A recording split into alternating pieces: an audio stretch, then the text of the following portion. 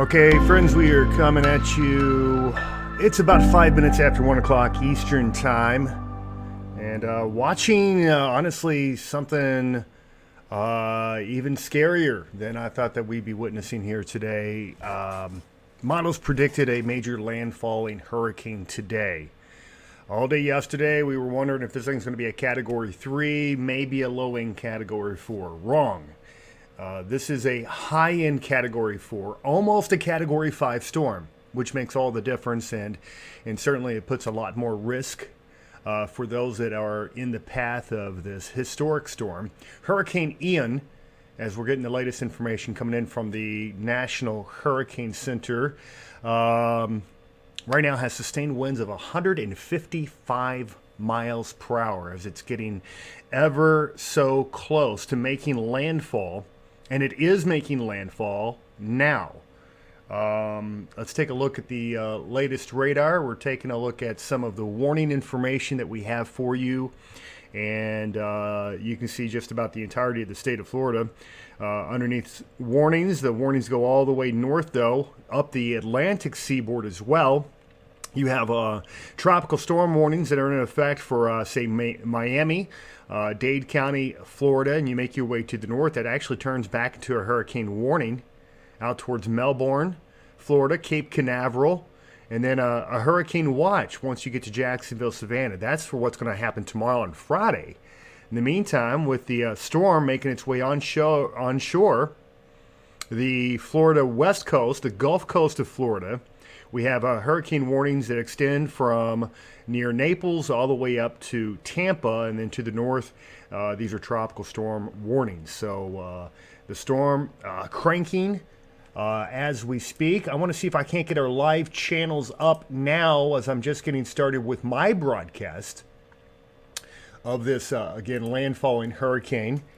I'm going to see if I can't get the word out over here on Twitter, if I can't get the word out on Getter as well. I did send out, we are live streaming, by the way. We are live streaming on Facebook through my primary Facebook page, that's Jeremy Capel, and then also through my YouTube page, that's Meteorologist Jeremy Capel, and then we're also on Rumble, that's Jay Capel on Rumble. So we are we are live streaming from several platforms right now here as we speak. I'm making my way over to the YouTube platform. Looks like people are just now beginning to get wind that we are on here. So thank you very much. Covering again this absolutely historic hurricane. I'm putting this into motion for you. This is the enhanced infrared satellite imagery, high resolution here. We've taken all the warning information off except for some rogue tornado warnings that are accompanied by the storm. Take a look at this thing.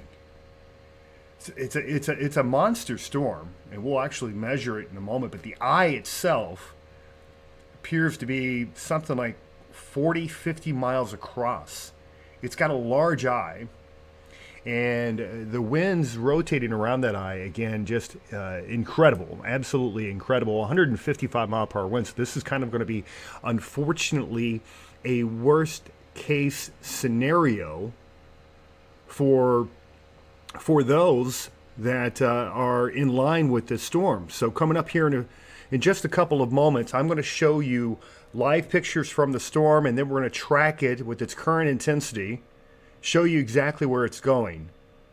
No, the winds are not 1,500 miles an hour. That is an error. We will be fixing that here shortly. This is now over on Weather Live Media as well. So thank you. I want to say hello to some of our friends on Facebook. Good crowd. Shelley on here says my mom and brother are in Port Charlotte. And that is a location that's going to be absolutely drilled. And we're going to zoom on into these images here in just a couple of moments and get a good look. This is a radar image, by the way. And you can see the Eyewall bands coming onshore near Cape Coral.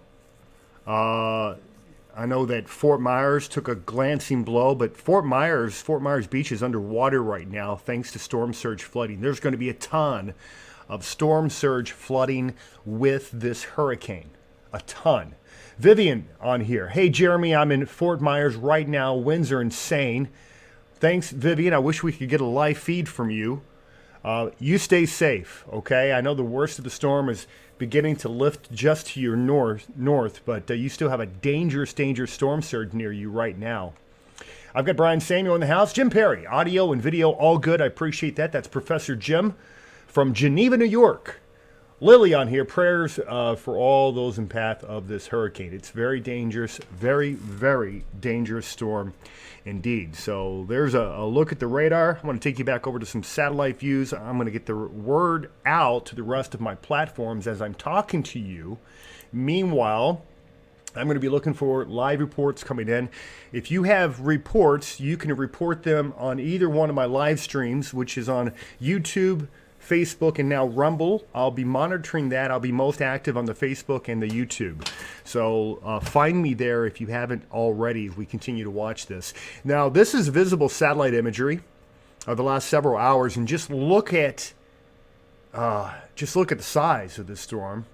The eye, it's very concentric, and it has that what we call stadium effect, where it looks like as you go down into the eye, it just kind of like you're walking down the steps of a large arena or stadium, and that is classic. It's indicative of strength, and certainly this storm is causing all sorts of issues for those that are in its path. A very, very dangerous category 4 hurricane, but I almost say category 5 because it almost is. It almost is a category 5. Now, give me just a moment here while I fix my little stat. I mean, we were close on that. It's not 1,500 mile an hour. I was only off by a digit. Thank goodness. But I think 155 mile an hour is bad enough. What do you think? Okay, so we are now up and running. I've got the word out here on Twitter. And now I want to get this out to our friends over on Patreon. If you want to support what we do here, you can go to patreon.com/WX Live.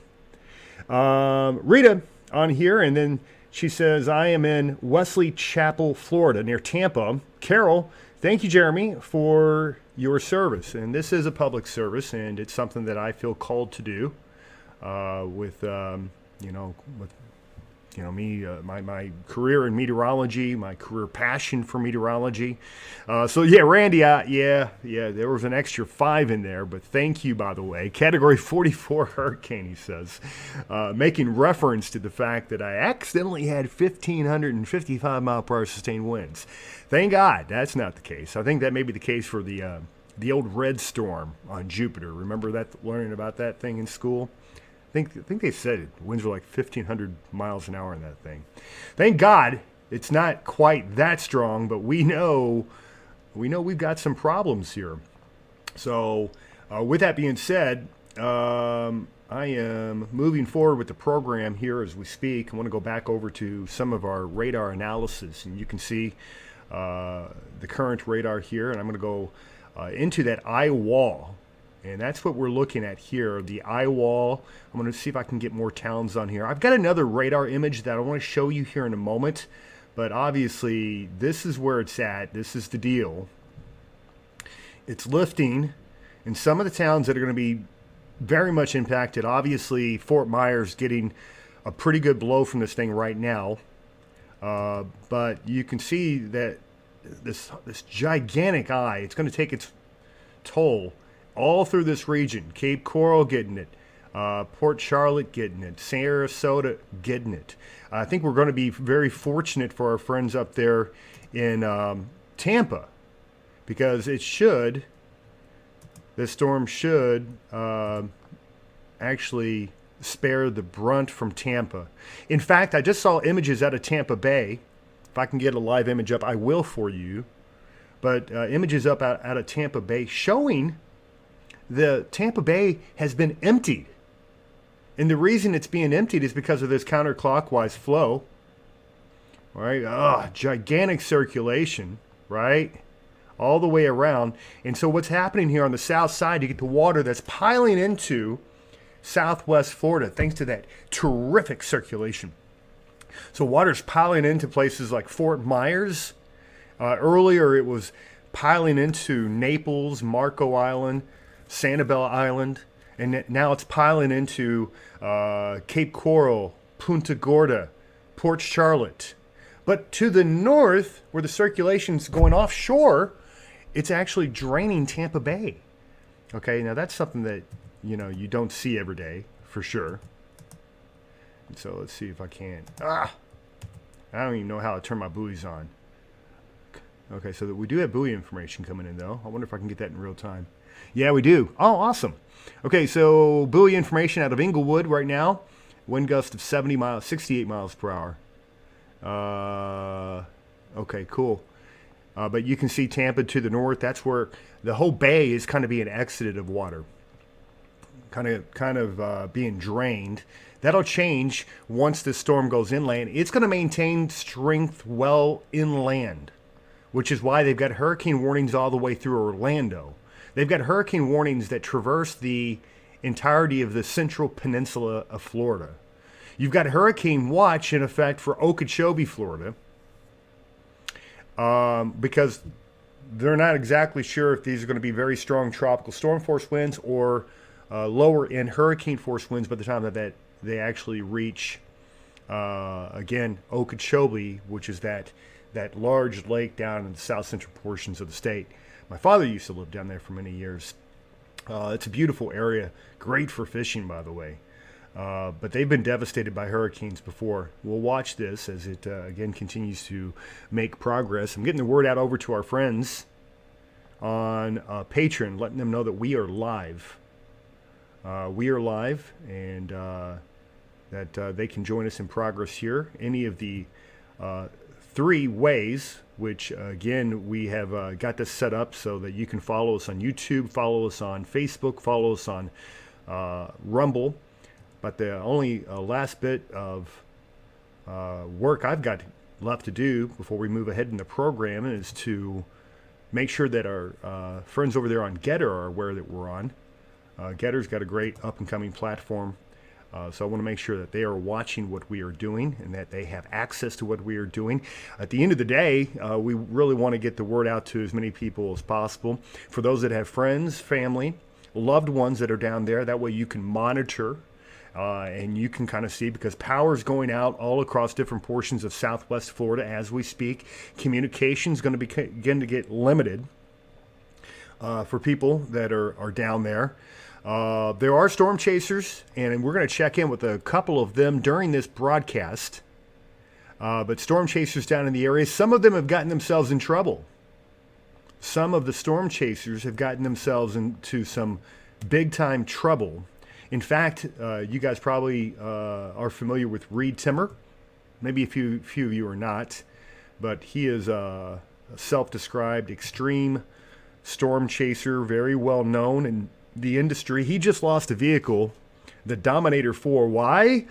Well, he got a little too close to that storm surge, and now the storm surge owns his vehicle.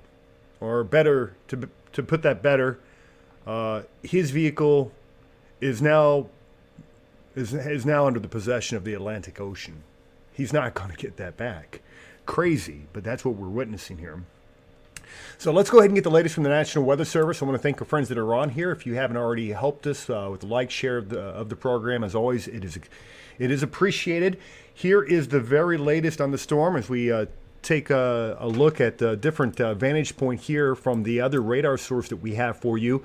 What I want to do is I want to change my radar source. This is actually out of Key West, Florida. And see if we can't get something a little closer here. And let's see, where is another good alternative? Should have one down there in southwest Florida. Where are you at? I can come up to Tampa. Guess we'll take Tampa for a minute. There you go. Shows that Eyewall coming on shore. Let's get the latest from the National Hurricane Center. Okay, and as of the 11 a.m. advisory, we'll have another advisory coming up here in about 40 minutes. But as of the 11 a.m. advisory, the storm, let's get its location here, was located at about well, I don't know why they're referencing Cabo Verde Islands. Oh, hold on. Yeah. Okay, I see. They've got the other tropical depression up. There is a tropical depression way out in the Atlantic. We're not terribly concerned about that one. So here's the latest update. The storm, as of 11 o'clock, was located about 45 miles to the west-northwest of Naples, Florida, 50 miles to the south-southwest of Punta Gorda. Now, it's moving at about 9 miles per hour, and that was 2 hours ago. So it's actually about 30 miles south-southwest of Punta Gorda, Florida. Maximum sustained winds 155 miles per hour. Movement north-northeast at 9. Pressure down to 937 millibar. The storm is no joke. There's a close-up look at some of the communities being impacted by the storm right now. I might be able to get a live view out of a few of these. Let's see. This storm chaser looks like they're trying to get a feed up, but they're having problems, probably connectivity problems down there. Let's go to the north. I've got another chaser here. This is Bill E. And again, same issue. We're having some connectivity problems, so we may have to come back to some of these. I do have other live views I will share with you, but let's get down here into the data. And I'm going to go to the latest frame here because this is the Eyewall. This is this whole pink area here that I'm showing you that does extend down through Fort Myers Beach. This whole thing is the Eyewall. And now we're getting a better view of the northern part of this wall because we're closer to the radar source, which is up there in Tampa. But Cape Coral, you're getting the worst of it. Fort Myers Beach, you're still getting tremendous storm surge flooding. You're underwater down there for portions of Cape Coral. You're underwater for portions of Fort Myers Beach. Sanibel, oh boy, you know, Sanibel, world famous for its seashells. No telling what you're going to find once this beast moves through. Let's take a couple of comments here as I continue to let the radar imagery do its thing. Taking a broad look across all of southwest and southern Florida right now. Obviously a huge eye wall. I've got Liz on here. What does it look like for the Lakeland area? I think Lakeland, Florida is going to get hit hard. The hurricane warnings are in effect. And so Lakeland, which is located between Tampa and Orlando, it's right here. Now, I've been there a few times. Very pretty town. You know, typically the worst of, you know, the biggest impacts of hurricanes are usually, you know, reserved for the shore where they come on land. But this one's going to have far-reaching effects, and I think Lakeland's probably going to be looking at widespread 90, 100 mile per hour winds. And with that, you're going to have rainfall, unbelievable rainfall, which we'll get to the projected totals. I will tell you this, that some areas are expected to receive 15, possibly 20 inches of rain. 20 inches of rain. That will cause massive flooding. So in addition to catastrophic storm surge flooding, which is what we're talking about, catastrophic storm surge flooding, we are looking at, again, really bad deal when it comes to overall rainfall with this storm because it's really not moving that fast. 9 miles per hour, it's really slowing down, and that's going to allow that rain to continue to add up over and over again. And yeah, you know that's going to be a bad deal. So with that being said, let's see who else we have in the program. Thanks for being on. I've got Betty on here. What about Clearwater? Clearwater's going to get a pretty good blow out of this deal. But again, with the eye wall coming on shore to your south, the worst of the storm surge flooding should also be to your south. Siesta Keys, up there near Sarasota. Same situation. You're going to get hit by probably the northern part of the eye wall, but it's going to be direct with an offshore flow, so storm surge flooding will not be as bad for you. But you're going to get a tremendous amount of wind and rain. St. Augustine, Florida, checking in. Molly Saunders on here. And Molly, St. Augustine, You know, we've got a day or two to really watch that. You're up there closer to the Daytona Beach or Jacksonville area. It really is going to depend on how it reforms and to what degree it reforms once it gets back over the Atlantic. This storm is going to cross over. Let me show you. Let me show you some of the. Let me show you the expected path here. And whoops. Yep, I didn't mean to do that. There we go. That fixed that. Let's go ahead and put on the projected path of this storm. And I'm just going to leave it right here. So we're going to show you those communities. The red line is the best fit. That is the best guess on the path that this storm will take. And you can see on this path, it takes it from where it is now, very close to Punta Gorda, or where it will be shortly, Punta Gorda, Port Charlotte. You make your way inland. It's going to go just south of Lakeland, in Orlando, and maybe back out to sea out near Daytona Beach. And then from there, it is expected to regenerate some. We're not sure how much exactly before making a secondary landfall, either in Georgia or portions of South Carolina. So that's, again, the projected path of this storm. And there's a look at all the warnings, again, associated with that. We'll put this back into motion for you for a minute and see if we can't get some more of these buoy readings here out of this storm. Let's see what we've got out of Cape Coral, showing a wind gust of 65 miles per hour at last check. Let's go a little bit inland here, Cape Coral, showing wind gust of 50 miles per hour. A lot of wave action. Here's one down near Naples showing, it's not showing current wind speed. But obviously a massive storm. Let's see who else we have. I want to say hello to our YouTubers. Thanks for being on. And I've got Lee Patterson in here. And Will Aerosmith, is that how you say your last name? Glad to see you again, Jeremy. Thanks for what you do. Thanks for being on here, and I appreciate that. Did a little bit of hurricane coverage on this channel last night. So thanks for being on here, guys. If y'all don't mind a quick thumbs up. Maybe you can help get the word out that we're on here as well. It's very much appreciated. You just never know who's going to find this information, and obviously this is impacting a lot of people, millions and millions of people being impacted by the storm as we speak.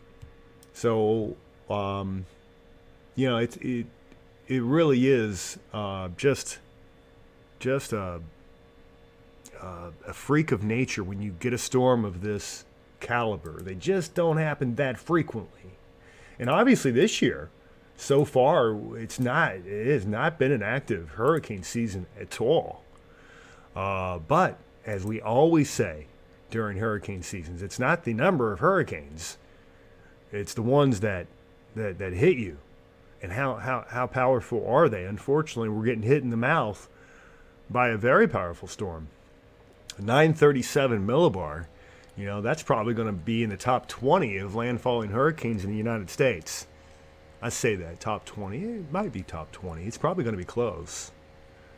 So let's see if we can't get a live camera up. And I'm looking. We had one up earlier, and then that was the one down in Fort Myers Beach, Florida, and then it went down. Like I said, we did have Reed Timmer was trying to get his feet up earlier when his Dominator was taken into the ocean. Don't ask me why. I'm laughing only because he's safe. I know he's safe, but he put his vehicle right in the middle of the storm surge, and for a guy that's very trained in this stuff, you would think that he would try to avoid that, but that's not what occurred. So, all right, we're still looking for the live feed, and let's keep the program moving here. Let's see who else we have, and I'm going to go back over to our satellite view here. This is the visible, just a look at the symmetry there. Look at just how rapidly rotating that inner eye is moving. Really pretty unbelievable stuff there. I've got Kathy on here. We live in Sarasota, but we went to our daughter's house in Venice. We are getting hit pretty hard. Laverne Cash just shared your post. I live in Maryland, but a lot of us have family and friends who retired to Florida. And thanks for being on here, Laverne. We appreciate you. Gregory on here. Good to see you, man. How are you, Greg? I do remember you from way back in the day. Hopefully you're doing well, my friend. And who else do we have? Okay, I've got... yeah, some of the reporting getting a little crazy with the rainfall. So I'm going to show you expectations when it comes to rainfall of this storm. I also want to show you the latest model updates showing the landfall of this powerful hurricane. And let's see if we can't get the latest run of the HMON, and it's in the HMON hurricane model. Let me show you that now. And here you go. So here's the HMON.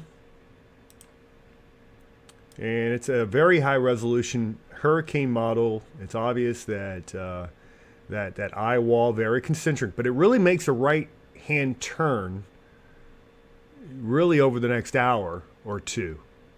So while it is the Eyewall is impacting parts of the Florida coast, it really begins to make inroads inland over the next hour or two.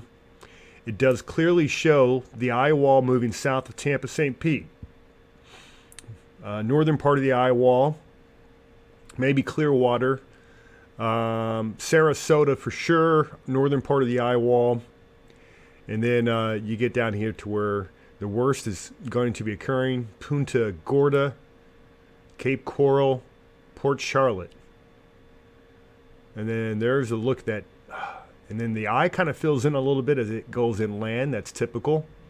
But this is going to be bringing a tremendous amount of rain to Central Florida. Tremendous. That's where we're going to have real problems. And then it shows the storm as it tries to reform back over the open waters sometime Thursday, tomorrow, and into the day on Friday, before coming back onshore into the Carolinas. With that, let's take a look at the latest from the National Hurricane Center. They've got another update coming in here shortly, but I want to show you their latest suite of graphics as we speak. We want to look specifically at peak storm surge and then the flooding potential with this as well.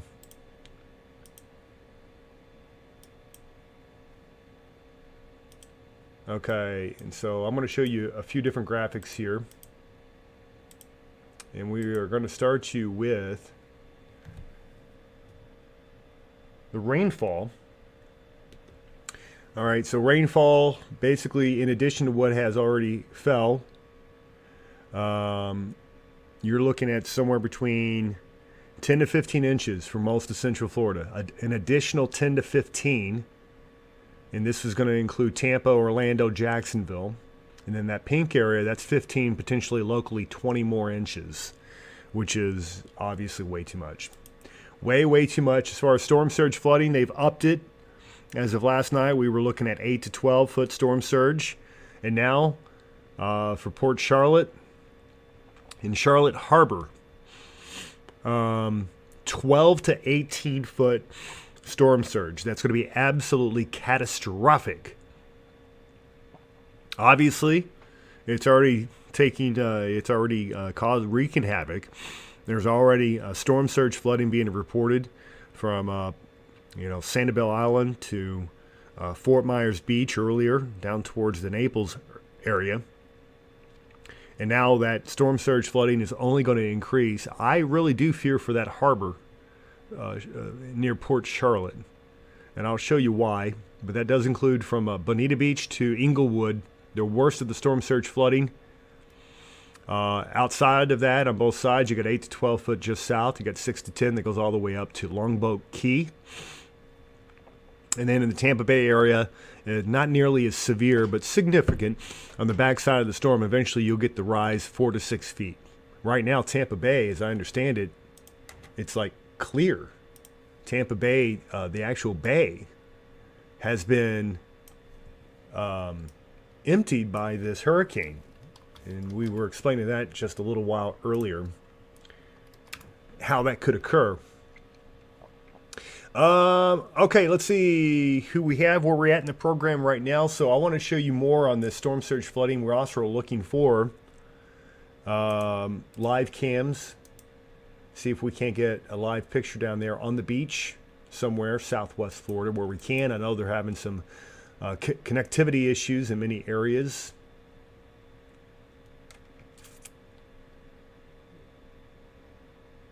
And I'm looking, and a lot of them are down. Probably for obvious reasons. But we'll continue to monitor. Should be able to come up with a live picture here shortly. We'll do that. I want to say hello to our friends over on Rumble. Thanks for being on. And be sure to give us a quick, quick plus sign. Give us a rumble if you can. Our friends over on YouTube, thanks for being on.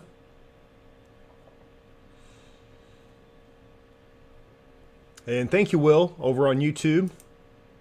And then our friends over here on Facebook, sending prayers to John Joseph's mom, who is in the path of the hurricane.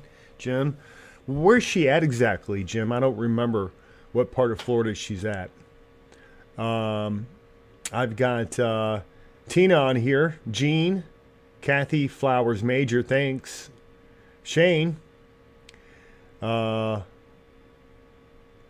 Shane says he knows a guy that's weathering the storm in a 34-foot boat in Fort Myers. Not good. He's actually taking refuge in the boat. No, that's not good. That's not good at all. All right. Well, with that being said, let's move on to the program. I want to show you, I'm going to go back over to our radar unit. And let's see if we can't get a location on this Eyewall. The Eyewall is coming onshore. Some of the worst of the weather now located right there in Cape Coral. Cape Coral, Florida. You're seeing a tremendous amount of rain and wind. Let's see if we can get some reports here. Would love to be able to get Vince's live stream up. I'm going to let that buffer for a minute just in case I can. Oh, no, I didn't mean to take it full. Oh, there we go. Okay, so Vince is down there in Cape Coral. And you betcha. You betcha. It's raining. Oh, boy, is it raining.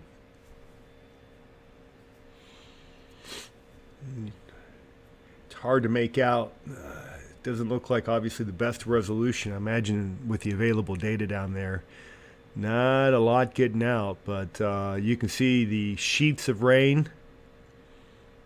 And you can see the pines, the palms that are bent over.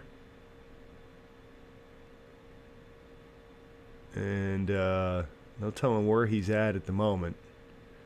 But he's getting onto the edge of that eye wall. So it looks like he's trying to get to the shelter down one of that building, maybe a little bit. All right, well, it's good to get that. He's down there, Fort Myers, Cape Coral area. And then the worst of the weather, is this Reed Timmer? No, Brandon Kopic. Let's see if we can get a shot from him. There you go. Getting some, wow, that looks awful still to be now. We're buffering some, but this is that Port Charlotte? Where is he at? Yeah, he's in Port Charlotte. And eventually, yeah, okay, so they're not in that band yet. That's the whole thing. The eye wall has not reached Port Charlotte. So when I showed you that picture just now, let's see if we can get it to come back up. So that picture is not showing you anything, you know, in association with the eye wall. That's where the action is. In the eye wall. I'm not getting that picture back up. So this is kind of the calm before the storm for those guys down there in Port Charlotte. Port Charlotte's going to get absolutely hammered. Port Charlotte's an area that I'm very concerned about. And I'll show you why. Because of a number of reasons why. But so here's the eye. And then if you can make out, this is the actual bay associated with Port Charlotte. You see that bay there. So you got this Eyewall, tremendous amount of wind, especially once it shifts a little bit further north. You're going to get a bunch of water that comes right up this port. That means Punta Gorda and Port Charlotte are going to get hit with those 12 to 18 foot storm surge. I want you to visualize what 18 feet looks like. Could you imagine the ocean rising 18 feet, a full 2 stories? That's essentially what we're looking at. Water could go well inland. And we're talking about storm surge flooding, not from the rain, but from the ocean that's being pushed on shore. So I would be very concerned for this whole area here around this bay, including Punta Gorda, portions of Cape Coral, Punta Gorda, Port Charlotte, and then all this over here too is going to just receive a tremendous amount of storm surge. And when you get to a storm of this strength, the storm surge flooding typically is the number one threat. You have threats, obviously 155 mile per hour sustained winds. You're going to have threats of, roofs being ripped off, some homes being destroyed by the wind alone, flying debris, projectiles. But the big threat is going to be from the ocean that swells up and can just wipe out entire communities. We saw that with Hurricane Michael. Remember Michael? What year was that? 2018 maybe? Hurricane Michael came on shore and just devastated. Absolutely devastated. Panama City Beach, Mexico Beach, up in the Panhandle. And that narrow corridor, they got the worst of the Eyewall. That's where they had 20-foot storm surge or higher. Well, this is going to be in that same category. It's going to be close to that. And so, again, very, very scary situation developing out there for our friends. All right, let's see who we have in the program. You're taking a look at the visible satellite imagery of this rapidly rotating behemoth. I want to thank our friends on Facebook for being on. If you haven't shared the program on Facebook, please consider doing so. Also, our friends on YouTube, we've got to get the word out that we're on here providing this live coverage, this public service, if you will.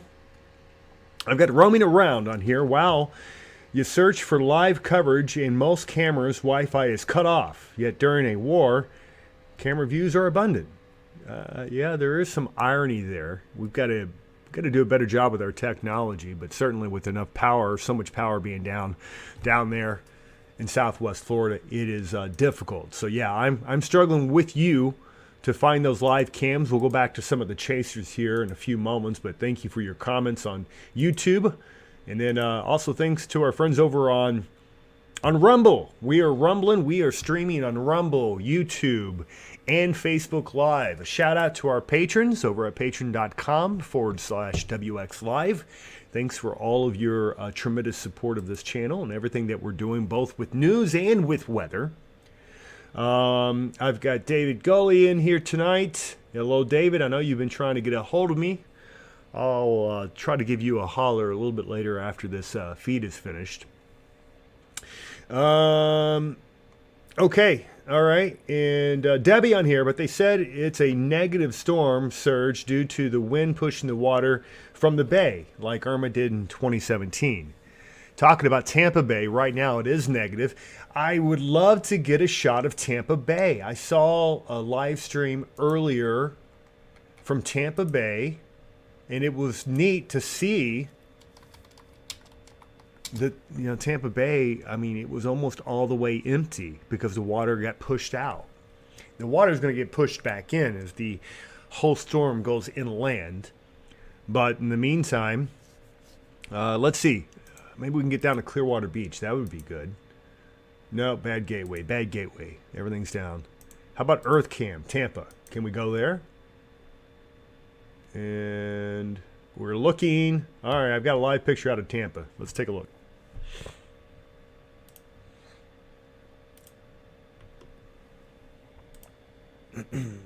Okay, Tampa.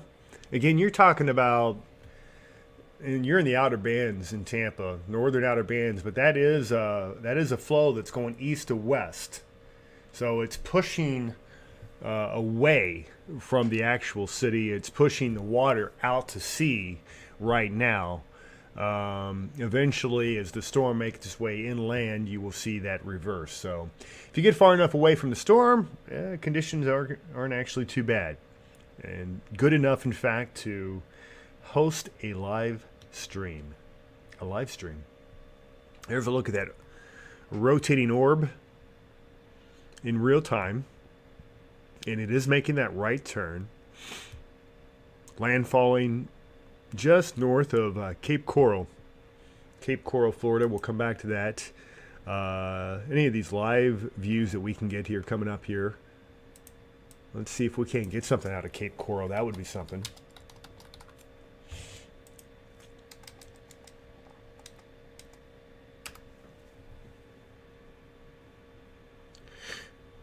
By the way, what did you guys think about the opening tune? It went something like this.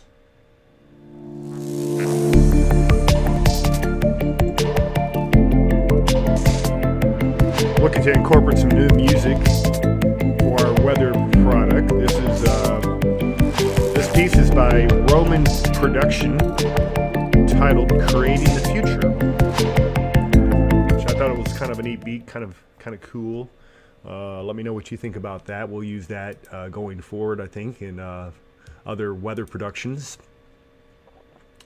And in the meantime, let's see. We've got Janice Briggs in. We've got Dolly. Janice, she likes the tune. There we go. Let's play the intro a little bit. Just a little bit there. It is a massive storm. In fact, I wanted to measure the storm with you to give you guys an idea just how big the storm is. So let's go ahead and do that. And then we should be getting an update from the National Hurricane Center here in just a few minutes at 2 o'clock. 2 o'clock Eastern Time. But to give you an idea of just how big this storm is, I'm going to use a tool, a measuring tool, on one of my radars here. All right, and here, take a look at this. So here's the radar. And obviously, massive, massive storm. How do we know it's massive, though? Well, if you live down here and you understand the distances that are involved in between these towns, you would know. Okay, so just on radar alone, let's measure this Eyewall. All right, so if you are going to, whoop, here you are. Let's do a distance here. So if you go from the center of the eye, or I should say just right across the eye, 30 miles. You see that at the top right here? It's 30 miles across, east to west on that Eyewall. Let's do another measurement.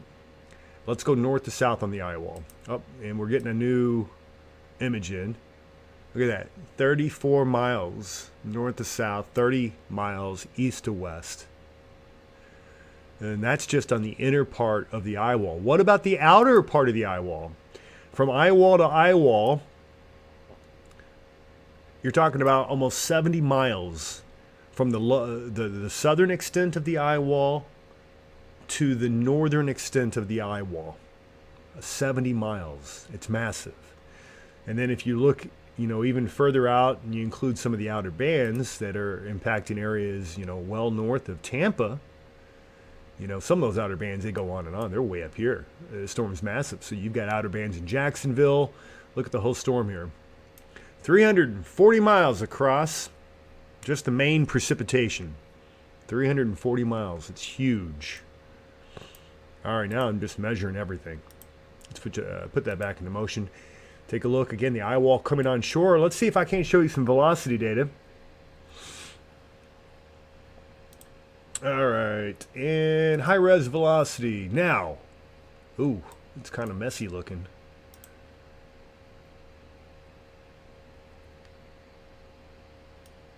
Yeah, it is messy. I don't know if we're going to get good measurements out of this or not. About base velocity.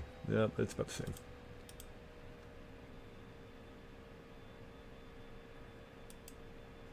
All right, back to reflectivity. Let's see, it's about 150. Got an update coming in from the National Hurricane Center in a moment. Let's see who we have in the program. You got to bear with me for a second. Still getting over a sickness from last week, and I still got some allergy stuff going on. Ragweed, I think, as is often the case this time of the year. And let's see, I'm going to check messages here. As well.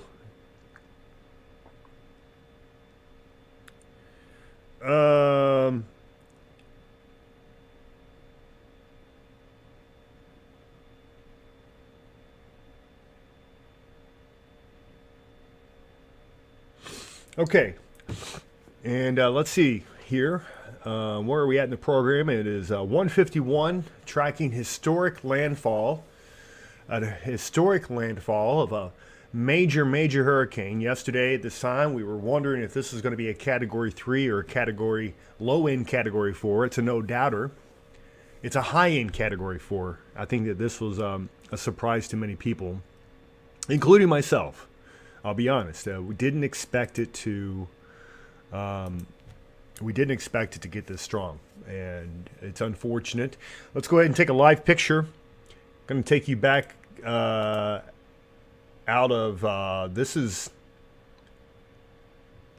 Port Charlotte. So this is where some of the worst of the weather is expected to arrive. That Eyewall is just now arriving in Port Charlotte. Got actually a pretty good picture. So the Eyewall is just now beginning to nose in. If we stay on this shot, we should be able to watch those wind speeds dramatically. Let's see if I can't show you that picture. Come back to me. Okay, I'm going to try to get this picture so I can show you the picture. There we go. No, I don't want to go full. Maybe I do. I wanted to show both. Let's see if I can do that. How can I show both the live picture? Okay. I'm going to put the live picture over here, and then that way we're not missing anything. Okay, y'all, can you all see that? No, you can't see that. How about right here? There we go. I'm going to nestle it. Or maybe we'll put it on the right, on this side here. That looks okay, right? All right, I'm going to put it there. That way we can kind of monitor both. So Port Charlotte. So this is Bill E. Again, just on the edge. Just on the very edge of the worst of the wind. So here's the eye wall. Right here. Here to here. And he's located right here. Just wait. Give this thing a minute. Give this thing a few minutes. I bet you're going to watch that wind absolutely begin to rip. So I'm going to let that continue to loop here. And Debbie says, I heard it's about 340 miles all around the outer bands, and that's exactly what we just measured. From the southern point of the storm to the northernmost outer band, 340 miles.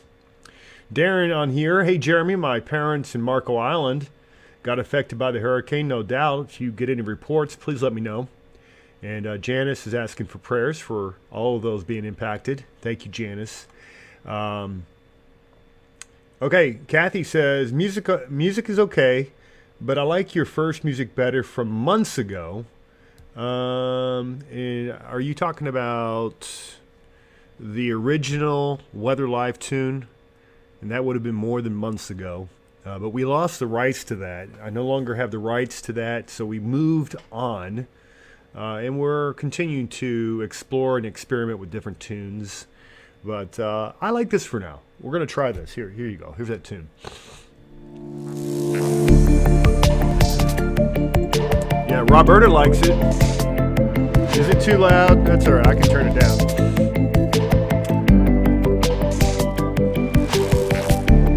You know, if I'm going to be talking over it, I should turn it down a little bit. But most of that's going to be for the intro and the open, where I won't be doing much talking. So that's what that's for. We're watching this live landfall of powerful Hurricane Ian. A strong Category 4 storm at last check, where it had sustained winds, sustained at 155 miles per hour. That means that there are some gusts in there of 175, maybe 180 miles per hour. Unbelievable.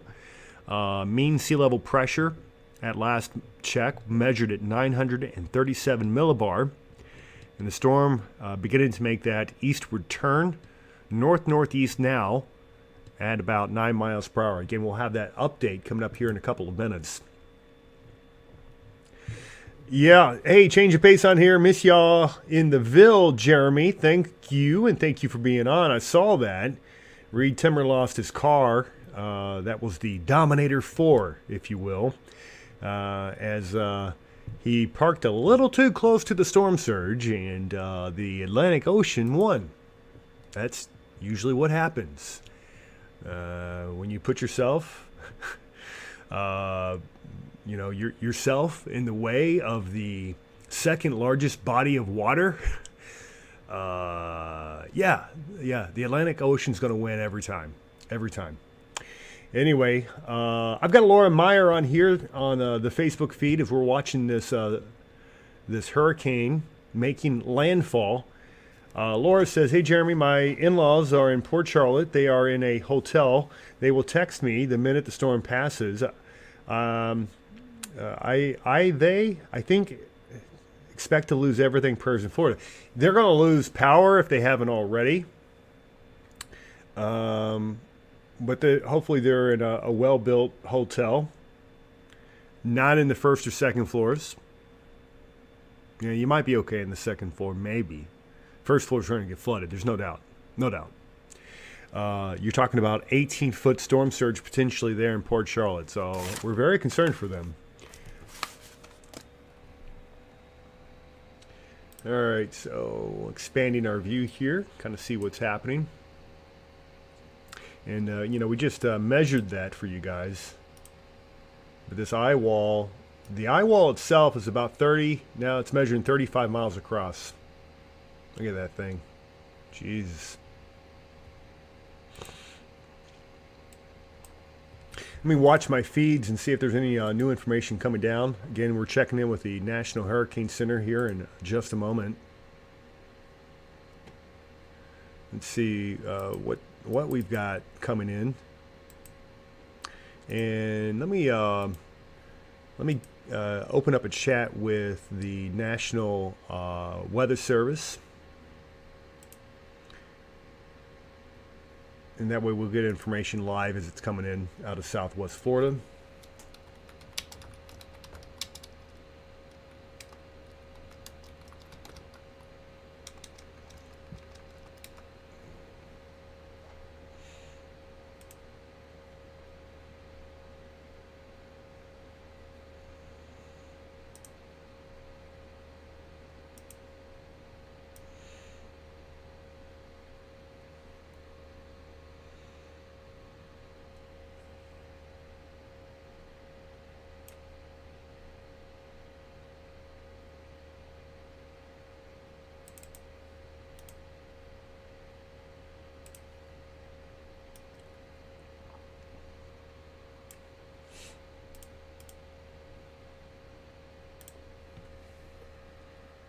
And still watching that live feed, we'll come back to this picture by Bill E.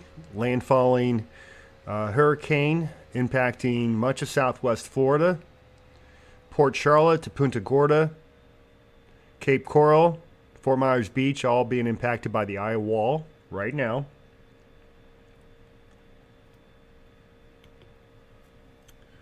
There's visible satellite imagery from just a little bit earlier.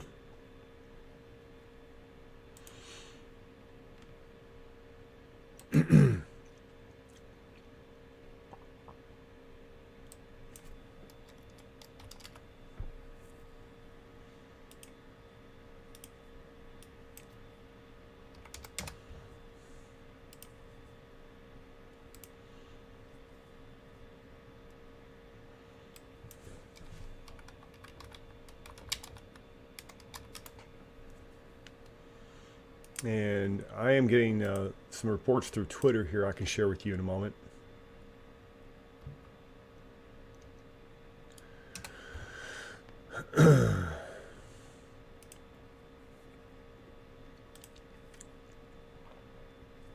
Okay, here's an image that's worth looking at.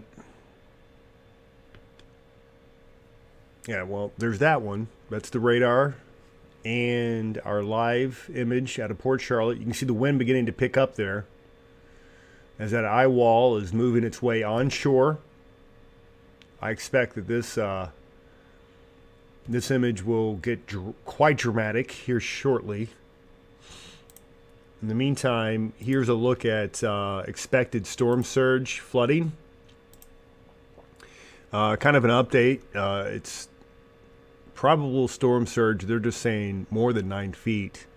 Weather Service is reporting 12 to 18 feet there near Port Charlotte, including Cape Coral to Port Charlotte, the worst of the path.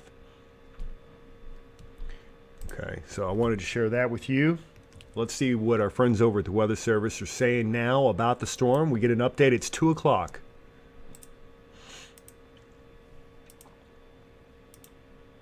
Okay, so new information coming in now from the Hurricane Center. And let's see what they're saying.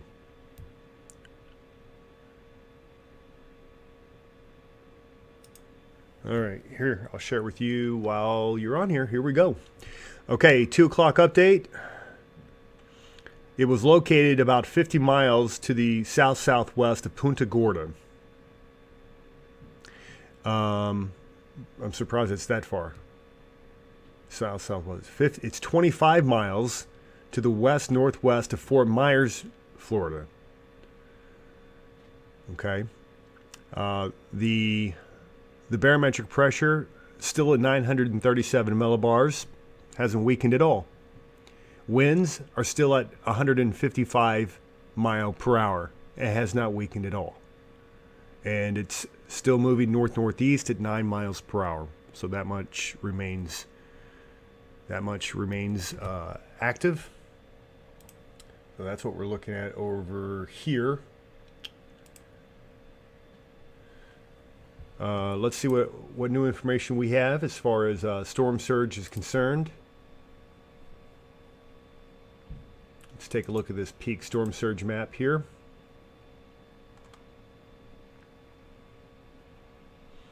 And still showing that 12 to 18. So forecast remains on track. Unfortunately. Well, I want to show you another product that they have. This one's a little bit more experimental in nature, but I think it does a good job of really showing, well, yeah, it really kind of highlights the areas that are most at risk, including Fort Myers, Cape Coral, Port Charlotte, Punta Gorda. Okay, with that, let's see who we have in the program right now. It is 2:03. Watching the historic landfall of Hurricane Ian, powerful Category 4 Ian, unfortunately. And going to take a look at some more of these reports coming up here as well. Timothy, how will this affect Gulf shores? Not that much. Not that much. The storm's a big miss for that part of Alabama. Even, you know, the Florida Panhandle for the most part is going to get spared. Great, though. That's wonderful. They've been hit by enough stronger tropical systems here in recent years. It's good that they got skipped out this time around. Kimberly, Jeremy, does the category correlate to the size or just the wind speeds? It's wind speeds. Wind speeds, wind speeds. Size of the storm doesn't necessarily matter. Remember, in 1992, we all got to witness powerful Category 5. That was Hurricane Andrew. And interesting thing about Andrew, it was about half the size of this storm. It was a very compact storm. But it was so wound up. It was more powerful. And when it comes to hurricanes, there's not a direct correlation between size and speed or size and intensity. Oftentimes you can get small, compact storms. Michael was another pretty compact and small storm that packed quite a punch. One of the strongest storms to ever make landfall in the United States. So this one is a large storm, but also a powerful storm. But whenever we talk about categories, it is always about intensity and wind speed. Rob on here, still watching you from Rochester. And Rob, thanks for being on. And I'll actually be up in the Rochester area next weekend. So not this weekend, but next weekend, I'm going to be up there. Planned visit to visit some friends and just touch base with some old contacts up there. And I'm going to be holding a book signing. I'm still working out the details, when and where. But we're looking at either Saturday the 8th or Monday the 10th. I will let you know.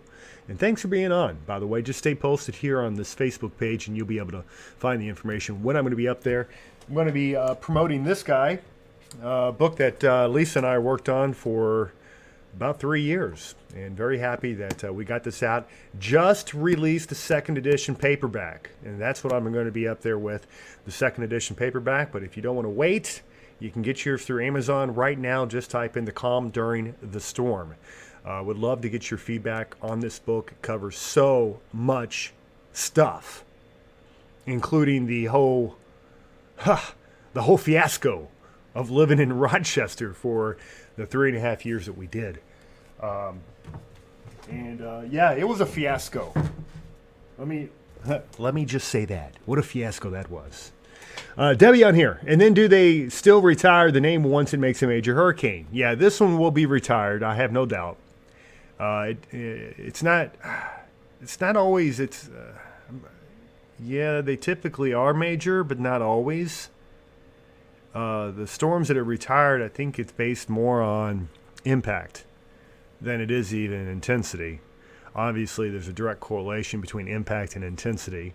But I can think of some lower end storms that have been retired because, like, the amount of rain they produced. What was the prodigious rain producer over southeast Texas? Let's say circa 2015, maybe. The name of the storm escapes me, but they did retire the name because it produced like 40 or 50 inches of rain. It didn't have to do. Well, that one actually did come ashore, I think, briefly as a Cat 4, but it's known for the rain, not the Cat 4 winds. Gene on here, jumping in from North Chili. Prayers to my family and friends in Florida. Absolutely. Thank you for being on. I've got Jerry on here, tuned in from Corydon, Indiana. Still a fan. Come back to Louisville. I'm close by. If one of those TV stations wants to give me a call, they can call me. But thank you very much. I am doing freelance work out of the Lexington market. That's WTVQ in Lexington. Hats off to those guys. But anyway, I appreciate you guys being on. And Lily on here, thanks for your expertise. You betcha. You betcha. All right. It is 2:08. Let's go back over to radar. Take a look at what's happening out there. I got my buoy information on. Don't even know how to turn them on. How did I turn on all of those buoys? I don't remember. Oh, wait. But now I know how to turn them off. There. Buoys are off. There's a look at that storm over the last 3 hours. Let's take a look at the radar imagery out of that storm. Bam! It's spinning like a top. Still producing some tornado warnings too, by the way. Looks like we got one now. That is a tornado warning for radar indicated. I'm going to go over to our other radar source, see if I can't get a location on that tornado warning. There is a tornado warning up here, and that's common, by the way, for landfalling hurricanes in the northeastern quadrant to produce tornadoes, by the way. So, just so you know, it is very common for landfalling hurricanes to produce tornadoes. So that's not weird. That's normal. Tornado warning in effect, issued by the Weather Service office out of Melbourne, Florida. It's for northwestern Indian River County and also southwest Brevard County in east central Florida until 2:30. At 1:59 p.m., a severe thunderstorm capable of producing a tornado was located over Blue Cypress Lake, moving north at 25 miles per hour. So yeah, tornado warnings are not uncommon at all with landfalling hurricanes, especially on the northeastern quadrant. So we're going through all the warnings here. Storm surge warning south towards Marco Island and Naples. In north, hurricane warnings are all over the place, including well inland, and they go from coast to coast. Hurricane warnings going to go all the way across the Florida Peninsula, which is rare. You're taking a live look down at the bottom left hand of your screen. This is from Bill E., who is currently located, storm chaser located, right here in Port Charlotte. So it's such a good picture, we're just going to hold on to it. Occasionally we're getting a little bit of buffering now, but he's getting into that Eyewall, and so I did not want to lose that picture. So we're leaving that on. Massive Eyewall, 30 to 35 miles across. Just the eye itself. Huge. That wall of water continues to come inshore, Fort Myers to Cape Coral. And eventually that's going to push its way up into the Port Charlotte, Punta Gorda area as well. As that eye wall is getting closer and closer, you can see the wind is picking up in Bill Lee's video. Bottom left. I hope Bill E. just sits there, but I hope he has an evacuation route, because I would fully expect storm surge waters to come flooding where he's at, being located right there in Punta Gorda at the tip of the bay. He's at the tip of the bay. All those homes are going to get flooded. All of them. Talking about insurance claims galore. What is the population of Port Charlotte, I wonder? Let's see.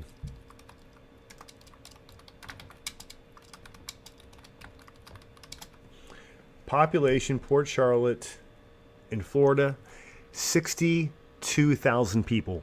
62,000. Okay. How about Punta Gorda? Punta Gorda has a population of 20,000. So between the two, that's 80,000. What about Cape Coral? Has a population of, get this, 200,000.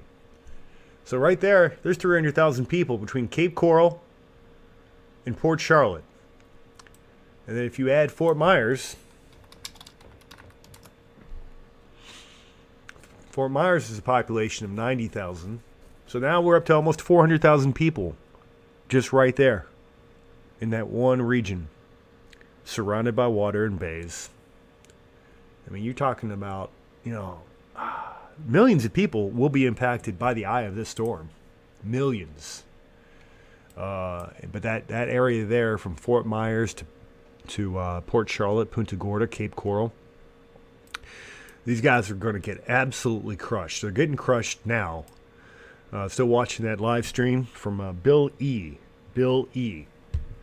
All right, there's okay, I'm going to go back over to Twitter, see if we can't find some more reports that are coming onto my Twitter feed here.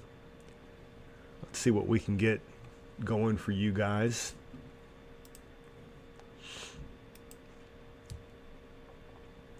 And okay, oh yeah, we're getting some pictures now.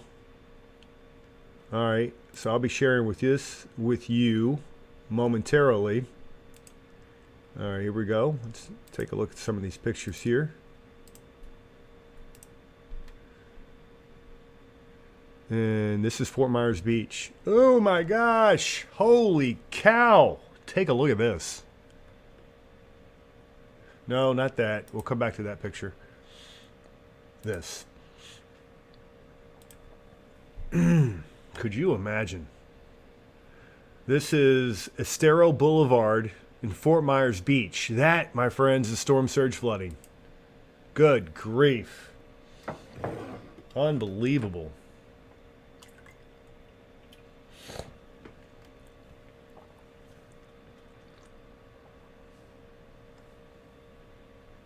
Wow. Yeah, that is bad news. I wonder what they've got that camera mounted on. Hate to see that. Really hate to see that.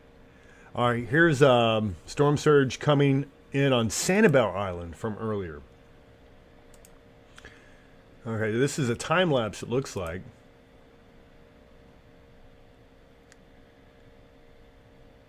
Oh, there it is. Wow. Yep, that's the ocean. That is the ocean coming inland. That's pretty incredible. Okay, so I'm going to share these, by the way. They'll be available on Twitter. So if you guys haven't already followed me on Twitter, get on there. I'm sharing those now. And then it looks like we got some images coming in from the Mike Seidel. And he is in Fort Myers as well. Let's take a look. This is Mike Seidel. Got to meet him a few years ago. Nice guy. Here you go. Take a look. Whew. Oh, that's a lot of water. Man, could you imagine? Look at that. Right there at Fort Myers Beach.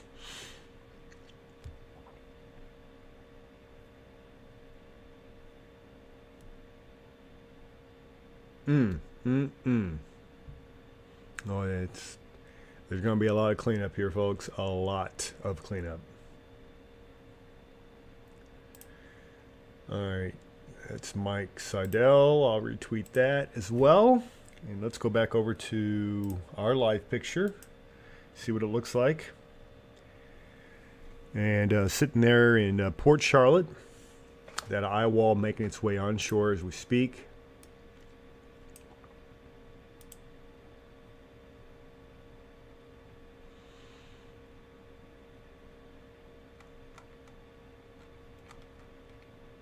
All right, let's see who we have in the program. Thanks for being on. Rob, what creates storm surge? Storm surge is created by two manners. First of all, in the eye of the hurricane is where you have the low pressure, low central pressure. Low enough to where literally there's less atmosphere pushing down on the ocean. So with less atmosphere pushing down in the ocean, it will artificially rise under low atmospheric pressure. So the ocean generally swells near the center or in the eye of the hurricane because of the lowered pressure. Now that's the first one, but that's not the most impactful reason why we have ocean swells with hurricanes. The second one and more widespread is from the push of water. In that eye wall, as it begins to get closer to land, the water is pushed up against the land. So push, and then lift with the lower pressure. In the end, you end up with a dome of water near the center of the storm that gets pushed literally on land. That is the storm surge, and basically its most simplest form. Gene, you're welcome. Laura on here. Jeremy, my in-laws do not have access to TV in their hotel room. I am sending them shots of the storm that you have on the screen. Very cool, and I'm glad that we can help to get them some information. Laura, where are they at, by the way, in Florida? What part? Jesse, listening from Henryville, Indiana. Well, thank you for being on. Jesse, enjoy this beautiful weather up here, by the way. Gorgeous. Unfortunately, we cannot send it down to Florida. But we are seeing now, I want to go back over to the radar image because we are really seeing that shift inland. You looking at that? It's pushing now. Now it looks like it's making that right turn, which means that our friend up there in Port Charlotte's going to get into that eye wall sooner now. But it's making that right turn. So landfall is as advertised. I'm going to go ahead and get the latest track information on there on my other radar unit just for reference. Okay, in the official hurricane track and best track. Okay, I've got that up now. I'm going to take you over to our other radar unit. Take a look. and it's close to where it was projected. It is moving onshore. If anything, it's cutting right sooner than the best track. And that may put the worst of the storm surge flooding towards Cape Coral. We'll continue to monitor that. I'll put that in motion here. But we are seeing it. It's making that right turn. There it is. It's coming on land as we speak. Look at the winds picking up down there, and the Bill E's live feed. That's what this is here.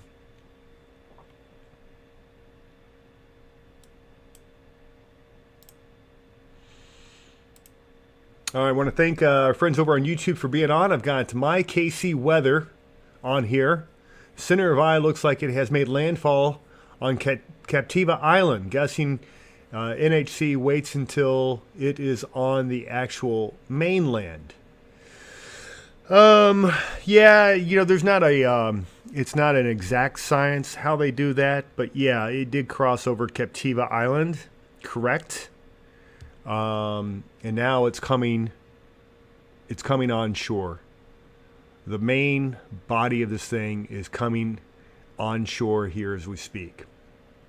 It looks like we're losing some connectivity with Bill E. Hopefully we can get that feedback up. It's back. Okay. Incredibly powerful storm, Category 4, and it's a strong Category 4. To put this into perspective for you, there's only one other category higher, and we're right next to it on the Saffir-Simpson scale, which is the scale of produced for categorizing hurricanes based on wind strength.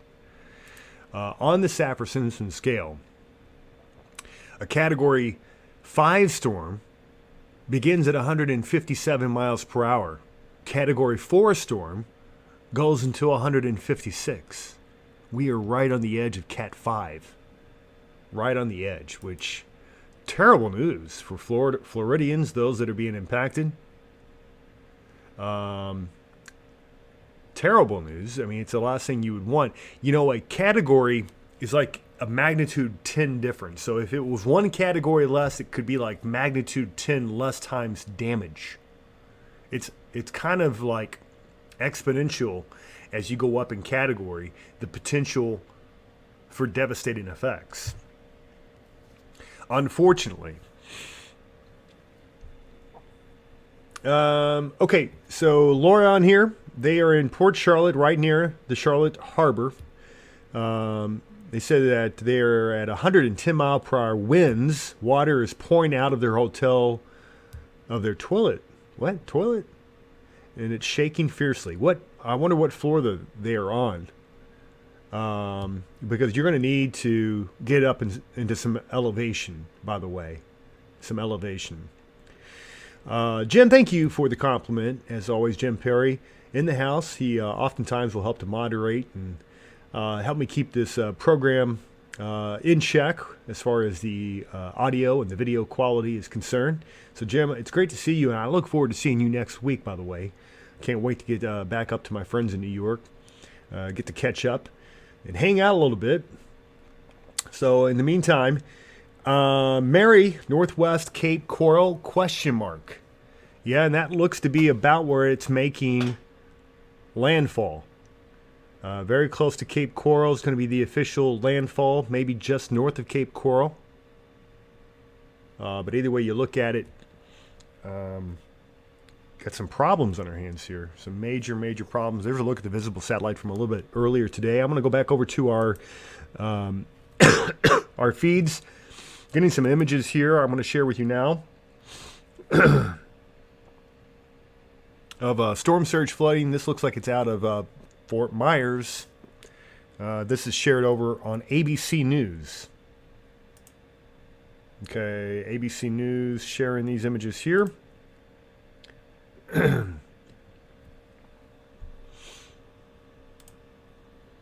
you go. Water everywhere.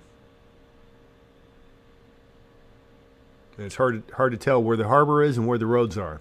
I can't tell which is which. There are a collection of boats in here and a collection of cars over here. Either way, you've got ocean everywhere. Looks like the ocean wins again.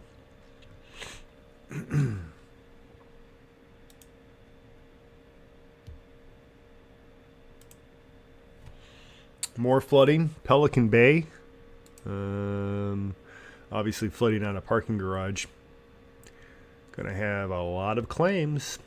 A lot of claims. I'm wondering why they didn't get those cars parked higher in the garage.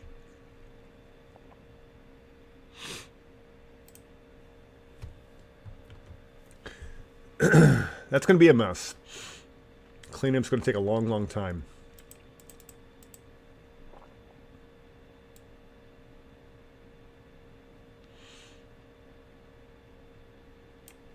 Okay, well, I'm going to continue to scan this for new images coming out. In the meantime, it is 2:26. Excuse me.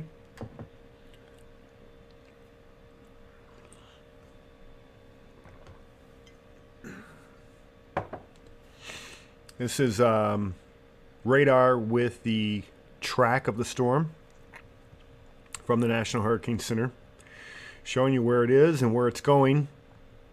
It's going to cut right across the central, center of the Florida Peninsula before making a left turn up the coast, back out into the open Atlantic. It is expected to maintain hurricane strength all the way across Florida.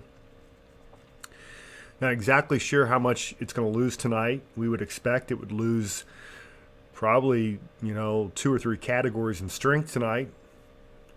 Hopefully in a much, much weakened form as it approaches Daytona Beach, moves up the coast towards Jacksonville, and then back over to the open water before recurving into what it looks like maybe either Georgia or South Carolina.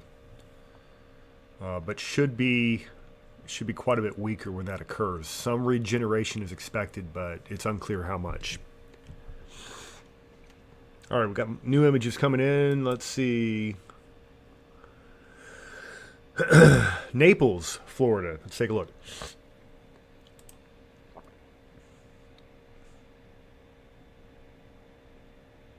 Okay, so this is an image of an image. So they took this off NBC, obviously. So Naples from earlier today. Going to be a lot of claims down there too, no doubt.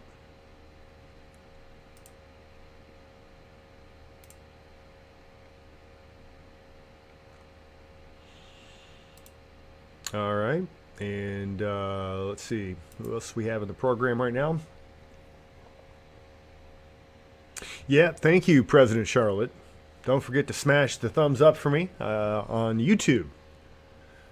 Appreciate that shout out, by the way.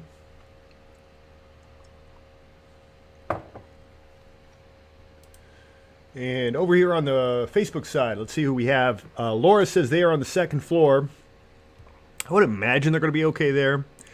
I think with the storm turning sooner, that could lessen the impacts a little bit for Port Charlotte. I hope so for them. Mary, so Tampa is not getting hit hard. Not nearly as hard as what they're getting it down here towards Cape Coral. They're on the backside of the storm. Right now, the wind is flowing from the bay to the ocean. It's actually taking water out of the bay. So storm surge flooding won't be nearly as bad. The winds won't be nearly as bad either. But they're going to see a ton of rain. Rain will be the biggest issue for Tampa. Okay, so Laura says no eye over them yet. No, they're still in the eye wall. I'm going to go back to our radar image here. They are in the eye wall. Port Charlotte is in the eye wall. There you go. And again, we got that live picture at the bottom left, Port Charlotte. Maybe very close to where your parents are. They're getting into the eye wall. I can tell you that much. They're not in the core yet. But when they get there, we're going to watch these winds just start to rip. These allergies are killing me.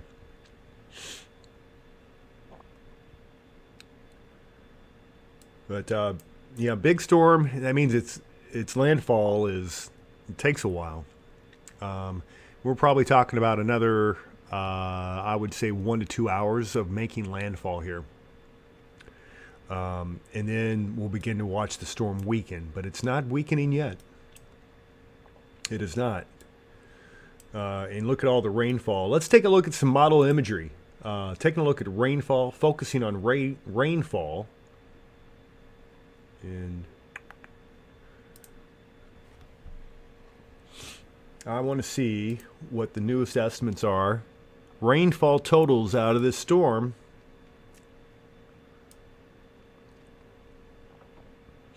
Oh, wow. All right, take a look at this. Wow. Oh. This is, yeah. Okay, I'm going to put this into motion. This is of the 3K NAM as of this morning. This does not include what fell before 7 a.m. this morning. So any rain that fell before 7 a.m. is not included. With the hurricane coming on shore, look at those rainfall amounts across Central Florida. Unbelievable. I want to zoom in. Let's do that. Let's go to Orlando. Oh my gosh. Look at that. These are in inches, people. Can you believe that? I've got to telestrate for a minute.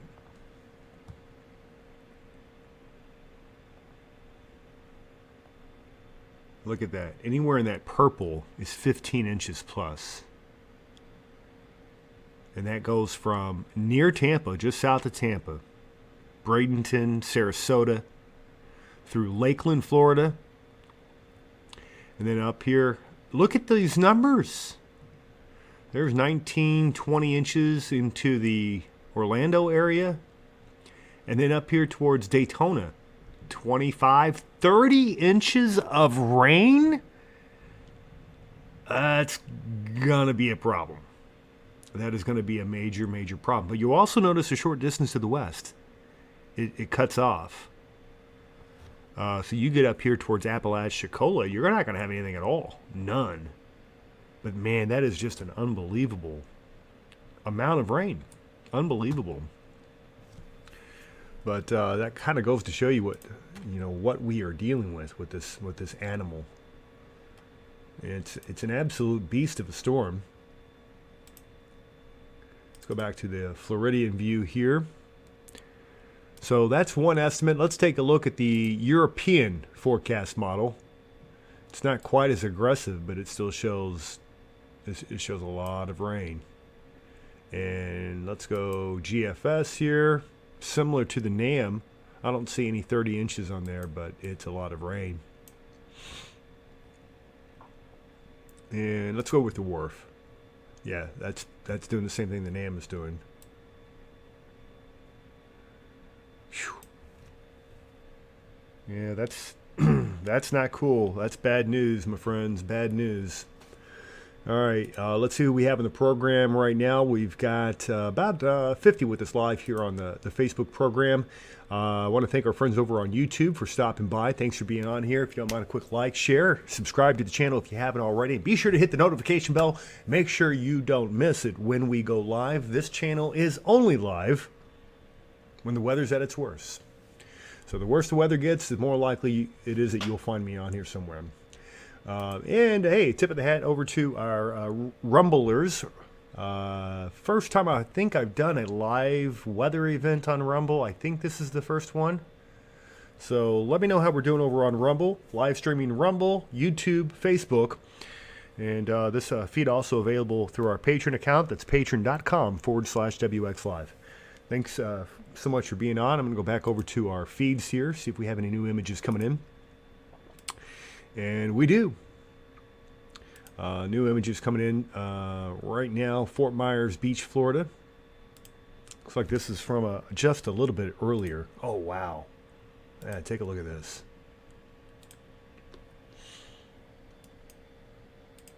Look at that.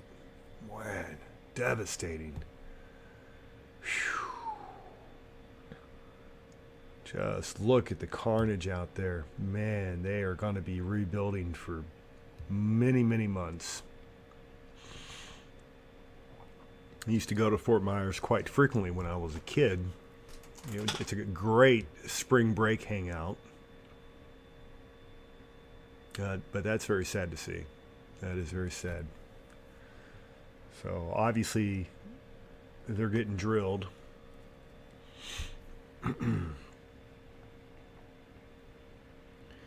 And so you can see the storm as it's beginning to make that right turn into the Florida Peninsula. As of yesterday, it wasn't clear exactly how far south it would go. A lot of the models had them going a lot further to the north, even Tampa or further north. But obviously, Mother Nature honed in on South Florida this morning, decided that's where she was going to do her deal, and here we are. Let me check some of my other sources that are on here as well. See if we're getting any information in from the National Weather Service. Here's some power issues down there out of Naples earlier today. Yeah, it looks like lines on the ground. Not even a lot of rain where they're at there. Just wind. That looks like an issue. Whew. Okay, obviously that was courtesy CBS News. All right, let's see what else we've got here.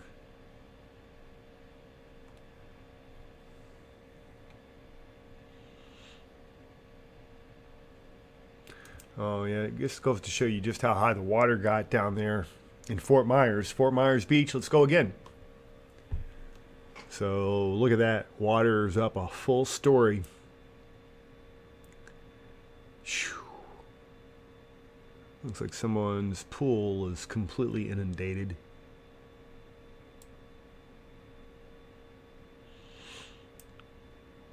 Yeah, this is going to take a while. A lot of people being hurt by this storm. That's an image of the Eyewall.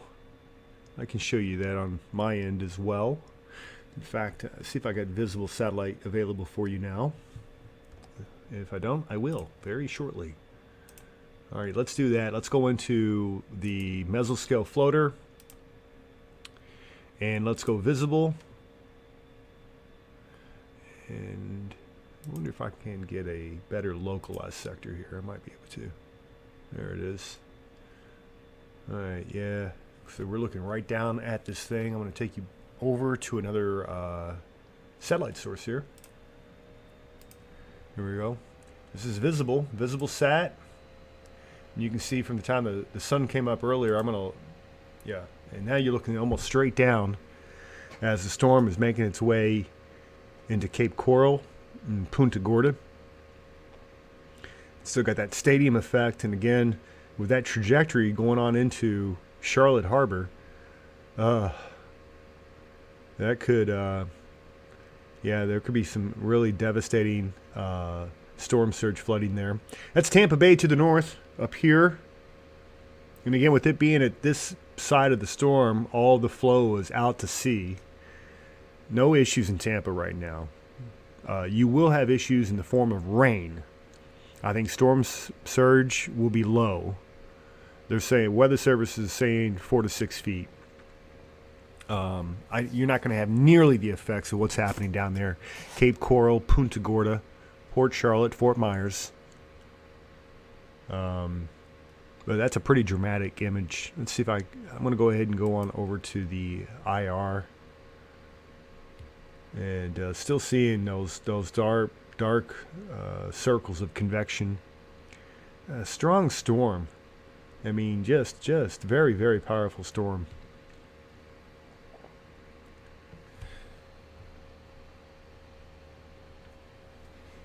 And that's the way it looked just a little while earlier before it started making landfall.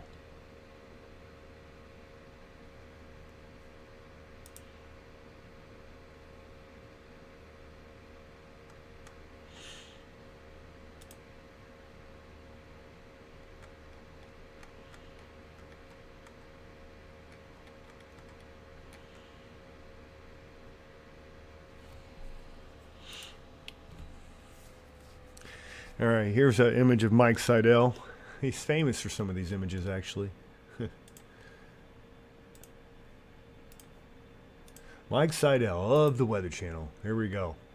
I don't think he has to fake this one. No, that wind is legitimate. So if he's walking slow or acting like he's about to fall over, it's actually due to the wind this time. If you guys catch my reference from a few years ago.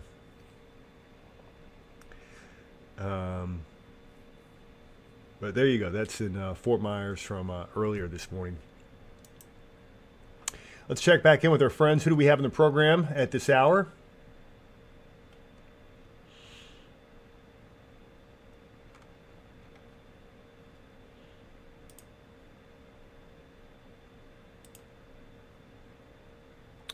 Here's another image out of Fort Myers. I think we saw one similar to this earlier. Fort Myers Beach, that's where this is located. Obviously, massive storm surge flooding all over the place.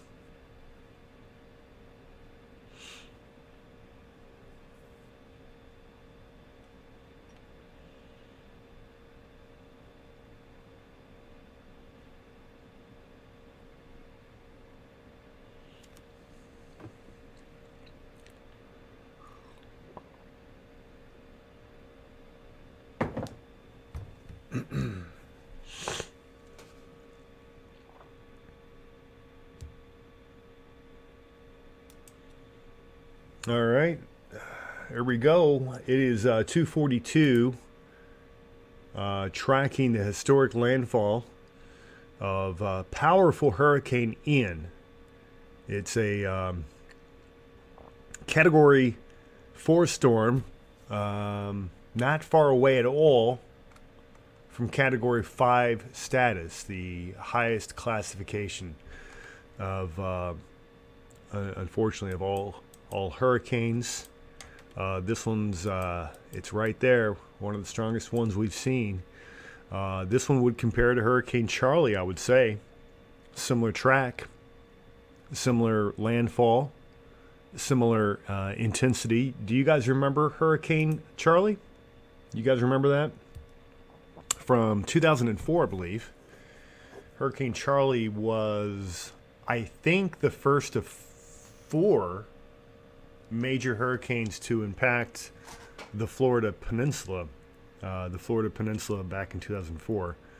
That was a devastating year. Absolutely devastating. Yeah.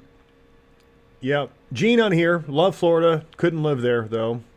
Gloria, prayers. Please be safe. And then Tracy, my family is in Port Charlotte.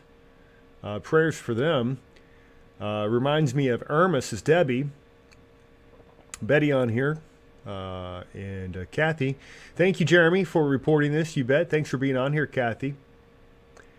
And yeah, they are monsters. This is an absolute monster here. I've got Amy Lee Yates from Caledonia in the house. Good to see you on here, Amy. Mary on here. And yeah, as we already reported, Tampa not getting the brunt of this storm. Absolutely, they are going to be spared, which is great because that's a huge, huge population, of course. Tampa, St. Pete, and the surrounding areas, probably, I don't know how many millions of people. It would probably be like 3, 4, 5 million people. I don't know what it is. It's huge. So this is actually good in that respect. It's not going to impact quite as many people, but hey, you know Florida. Florida's populated. And Cape Coral, Fort Myers, Punta Gorda, Port Charlotte, that's a populated area, unfortunately. So I've got Andrew on here on YouTube. My friend is in Sarasota, and his roof is coming off. Well, let's go investigate, shall we? Let's investigate what's happening. So I'm going to take you back over to one of our primary radar sources here, where we still have that live stream from Bill E., Storm Chaser Bill E. in Port Charlotte. And Sarasota is still not in that Eyewall. So while they may be getting some winds and stuff, it shouldn't be too bad yet. Not too bad yet. But Port Charlotte getting into that Eyewall. You can see it extends through Inglewood.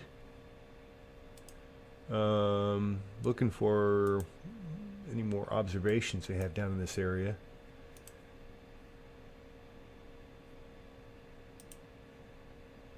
And yeah, clearly that eye is shifting on land very shortly here.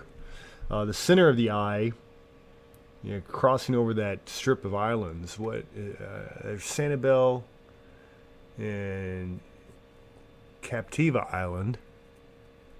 So that's Sanibel and Captiva are in the middle of the eye. And if you just project that to go a little further inland, they're going to probably have official landfall very soon. So looks like the center of the storm is right about here. I'm going to take a look at some more maps here to get a better location.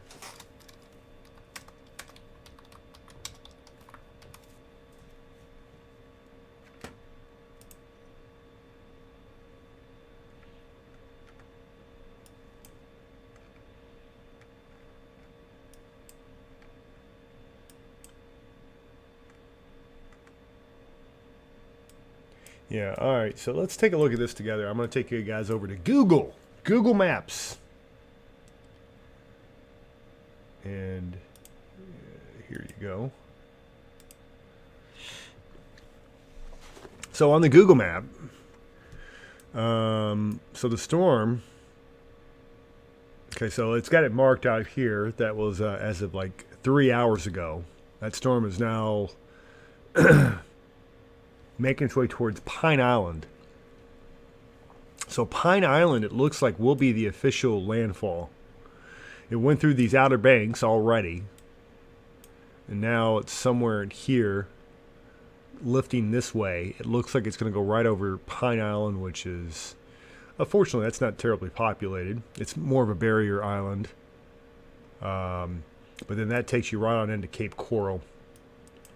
So, really it's going to be eastern parts of Cape Coral that get landfall. And from there, eastern Cape Coral to Punta Gorda, this whole region here. So what do they call that? That's the Gasparilla Sound. We'll just call it Charlotte Harbor. Yeah, Charlotte Harbor. It should be tremendous storm surge flooding. We've already seen it in Fort Myers Beach, Estero Island, the Sanibel Island. Earlier today, had quite a bit of flooding down here towards Naples and Marco Island even. Marco Island to a lesser extent. Yeah, it's a big storm though. There you go. And then there's Google showing you its projection.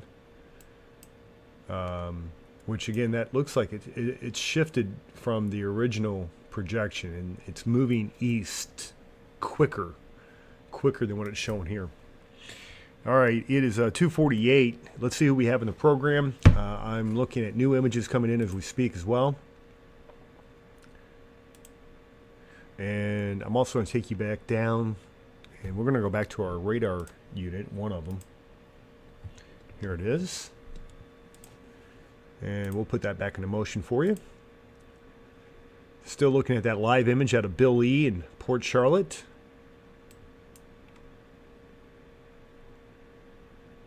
And obviously a lot of tree limbs down. Some more of those gustier winds moving in.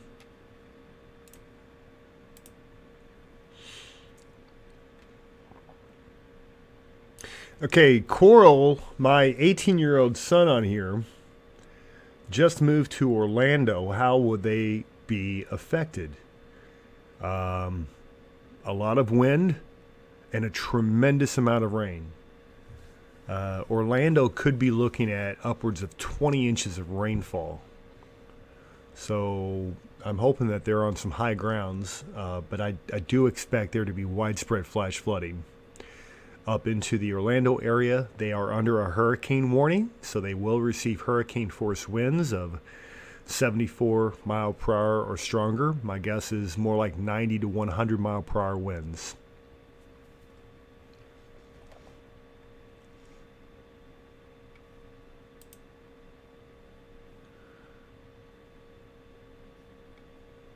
Okay, President Charlotte reporting tornado just south of Deer Park. Do we have active tornado warnings? Let's take a look. Yep, there's one. One active tornado warning. And let's get the information on that. No, not you. You. Tornado warning in effect. This is goes until 3 p.m. And it was for a tornado that was located 9 miles north of Kenansville, moving northwest at 20 miles per hour. And right, Deer Park. So very astute. That is tipped off over there by President Charlotte. Thank you for that. Okay. And I want to give a shout out to our friends over on YouTube. Thanks for being on. If you're new to the program, please come back, like, share this program, and please subscribe to this channel dedicated to high-end severe weather events. We'd love to have you guys come back and visit us again. Watching the historic landfall of Hurricane Ian. Watch this thing. Unfortunately, the brunt of the storm, Fort Myers, Cape Coral to Punta Gorda. That Eyewall is directly, it's 30-35 miles across, but the center of that eye moving right across the barrier islands towards Pine Island. And, soon they will declare an official landfall. Center of that storm located right about there. That's Pine Island here. Cape Coral here. Punta Gorda here. So it looks like right there between Cape Coral and Punta Gorda is going to be the official landfall. Storm not losing its punch quickly. In fact, we have not seen any sign of real weakening yet, unfortunately, which means that the images that we've been seeing coming out of Fort Myers, coming out of Santiva Island, coming out of Sanibel Island, all of that continues. So what we have seen is what we will see. And unfortunately, that's going to mean bad things for a lot of people. I want to give a shout out to our Rumblers. Thank you for getting the word out. If you guys haven't shared this yet, please consider sharing. Maybe give me one of those little, thumbs up on Rumble. It's not a thumbs up. What is it? You just hit the plus sign. Yeah, right. So hit the plus sign. Give me a rumble, if you will. And thanks for being on. So we've been tracking this here for a few hours now. Going to stay with this until this thing makes official landfall. And you guys are going to be watching it with us here live. I'm going to take you over to our mesoscale floater. And this is really kind of the highest resolution that you're going to find of this hurricane. Take a look at this. This is really great imagery.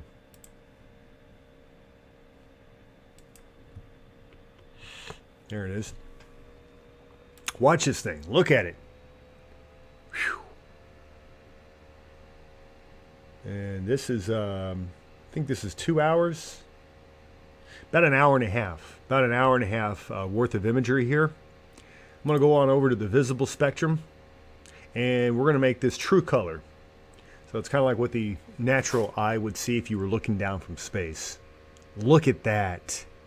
Wow. And you can see all the little mesovortices in there. I wish we could get just a little closer on that eye. You can't from this angle. But man, you got all those little mesovortices. So you got the main vortice, and then in there you get these little embedded vortices that go around and around. Kind of like a multi-vortex tornado. You got that clear stadium effect all into the center of that eye measuring 30 to 35 miles across. But this is it. I mean, making landfall right now. Trying to remember the last time we had a storm as powerful as this one make landfall. I know we've had a number of strong storms in recent years, but this one's going to rank way up there. We haven't had a stronger one since Cat 5 Michael from, I'm trying to remember if that was 2017 or was that 2018. but it's probably been 4 or 5 years since we've had a storm this strong make its way onshore into the U.S.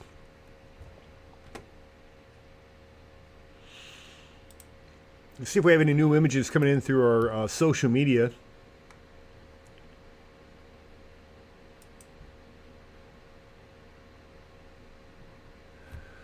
All right, so we're getting an image out of Cape Coral. Might be worth sharing.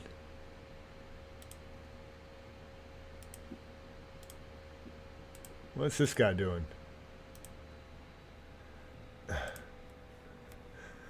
Okay, he looks like he is a patriot. I'll tell you that. Patriotic storm reveler? I don't know. I don't know what you call that. That's Cape Coral, though. Looks like construction ongoing. All right. Well, there you go. How about that to break it up a little bit? Let's see what else we have going on out there. Okay.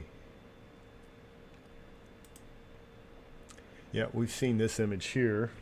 Show it one more time. This is out of Fort Myers from earlier. Devastating video here. And you can see some of that wreckage with the storm surge. Winds, easy 100, 120, 140 miles an hour. It's hard to tell.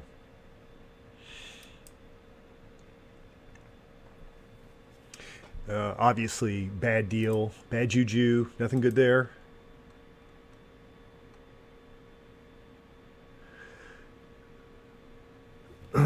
Associated Press is reporting that 11 million people are without power in Cuba. Could have that many without power in Florida soon.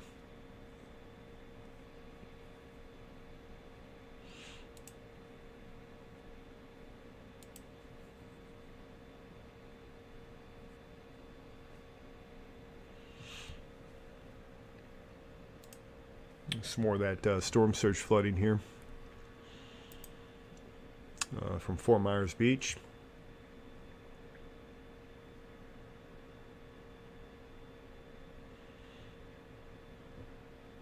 And yeah, obviously not the greatest resolution, probably very difficult to get data out while that was being recorded.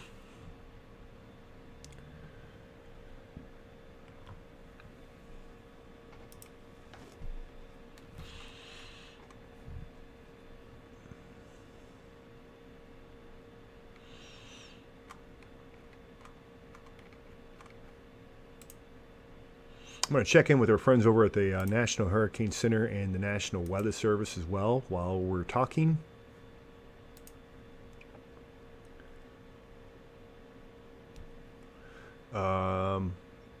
This is going to be coming out of Tampa and Miami, Florida. Tampa and Miami, those are the National Weather Service offices that are responsible for this area. Let's see who we have on the chat.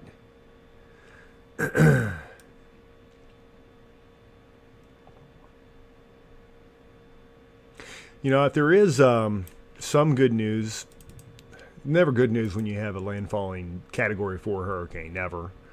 But if there is some good news, it's that these guys in South Florida, they're prepared for this. They are, and the resources are there. And then, this should be declared, obviously, an emergency. So there should be federal funds immediately available via FEMA.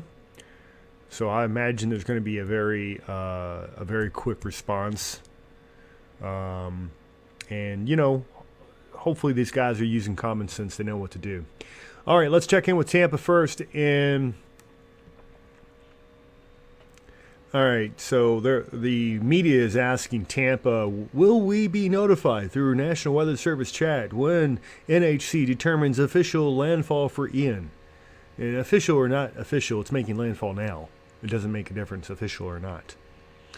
Wind reports, Venice, Florida, 70 knots, so about 80 miles an hour. Sarasota got a report of 63 knots, about 70 miles per hour. That was just 10 minutes ago. Okay, so pretty widespread. 71 knots, Venice. That's 80 miles an hour.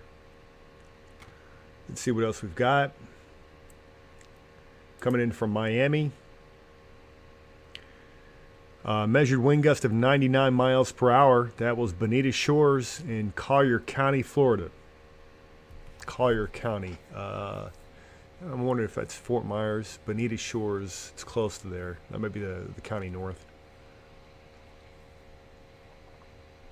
Okay, got 105 mile per hour measured wind out of Naples well, that wasn't this morning. That was about an hour ago.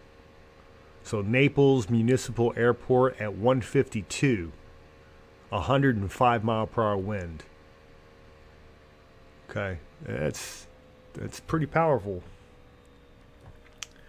Pretty powerful stuff there.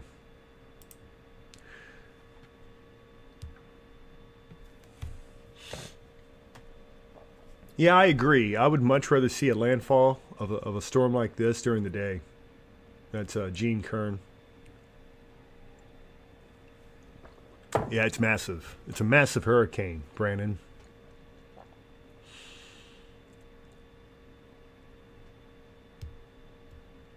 Wow. Okay, Kathy, my niece in Cape Coral just lost power. She lost part of her roof about an hour ago. Well, thanks for letting me know.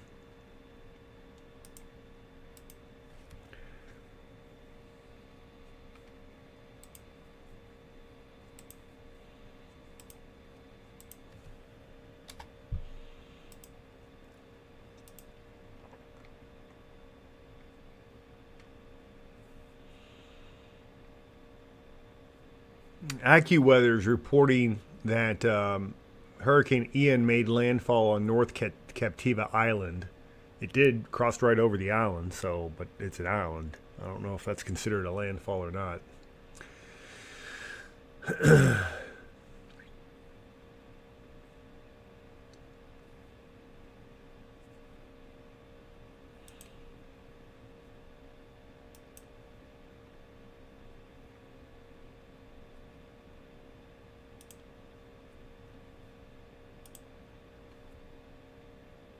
Getting some pretty dramatic video here from NBC showing that storm surge flooding.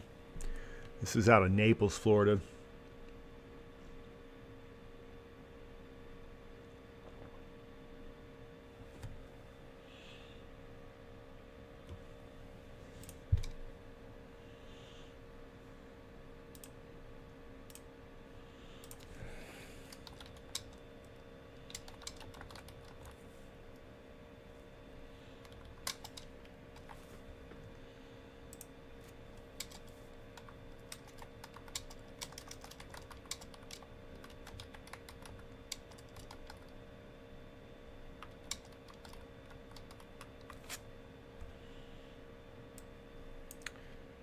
Let's send a few tweets out here, see if we can't get a few more people onto our live streams.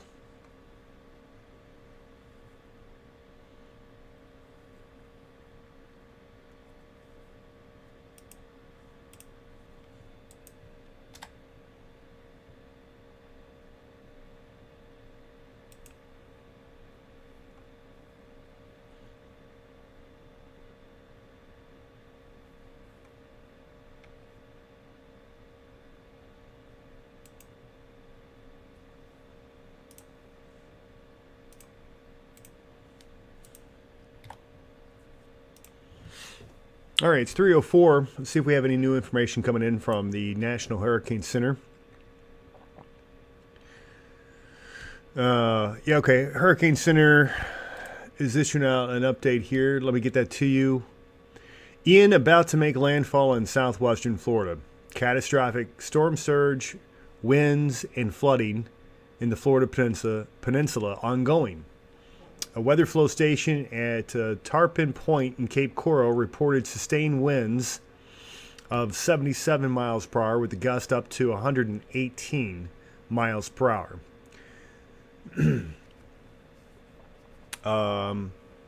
So there's they have a barometric pressure reading of 942 millibar. at Redfish Pass. So they're keeping everything the same. Central pressure 937 and sustained winds at 155 miles per hour. So they're reporting it's about to make landfall. It is making landfall. It has been making landfall. This is no state secret. But you know, Weather Service, Hurricane Center, they have got to be very technical with their definitions and whatnot. But yeah, you can see that storm really making a push inland now. Really making a push. The center of that eye getting very close to being right over Pine Island is what I'm looking at. So yeah, so again, taking a look at the measuring this storm from north to south, I've got 37 miles north to south basically. And then if you go to the other side, it's about 30 miles across. But the center of that storm, though, should be passing right through here. So it went through, is it northern Captiva Island? Now this is Pine Island, so that should be your landfall, Pine Island, which is technically, I think, Cape Coral. So Cape Coral, Florida is going to be official landfall.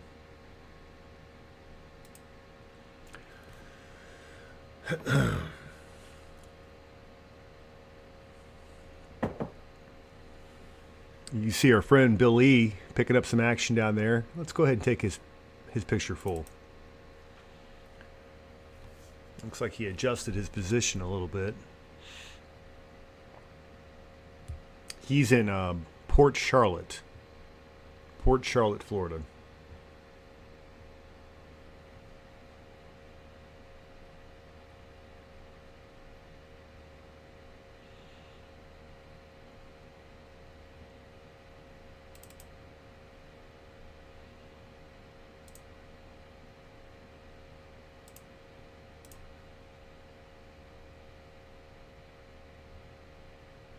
Do have another tornado warning up here. Let's take a look. What is that? Tornado warning. Out of Melbourne, Florida, there's a tornado warning for northeastern Osceola County in east central Florida that goes until 3:30 p.m. It says radar indicated rotation on the storm. And again, tornadoes not uncommon at all. They're very common with landfalling hurricanes, especially in the northeastern quadrant. What do I mean by northeastern quadrant? Well, I'm glad you asked. So like if you were to take the hurricane and like we have here. Oh, no, I didn't mean to do that. Let's do this. No, didn't mean to do that either. Let's do that. That's what I meant to do. So here's the landfalling hurricane, right? So if you would break it down to a north to south bisection of the storm, and then also a west to east bisection of the storm, then the northeast quadrant will be this quadrant here, which is exactly where we've been seeing those warnings. Anywhere north and east of the eye, northeast quadrant, this will be southwest quadrant. But the northeast quadrant, notorious for producing tornadoes. Notorious, especially with stronger hurricanes. So that means this whole area here. Potentially we'll see more tornadoes as we go throughout the rest of the afternoon and into this evening. Put that back into motion. Let's go ahead and take a look at some of our other imagery as well and see if we have any new images coming in from the National Weather Service or social media. All right, we got transformers that are blowing up in Bradenton, Florida. Cool image here by CNN.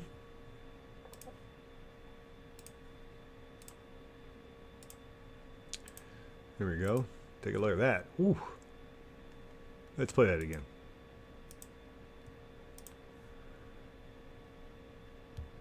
So Bradenton, Florida is just south of Tampa, St. Pete.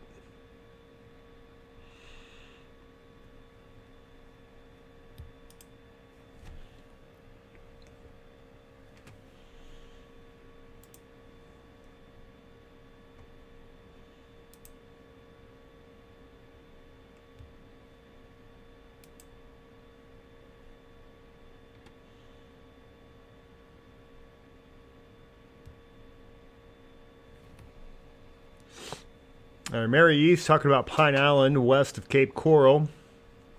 She says, I am on northwest Cape Spreader. Where's that at? Cape Spreader.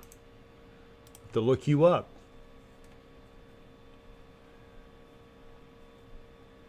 Yeah, don't know where that's at. Jesse, I have family that lives there. I can't get a hold of them. I'm sure that there are widespread power outages at this point. Sandy, it's scary, and we are 2,000 miles away. Prayers for all.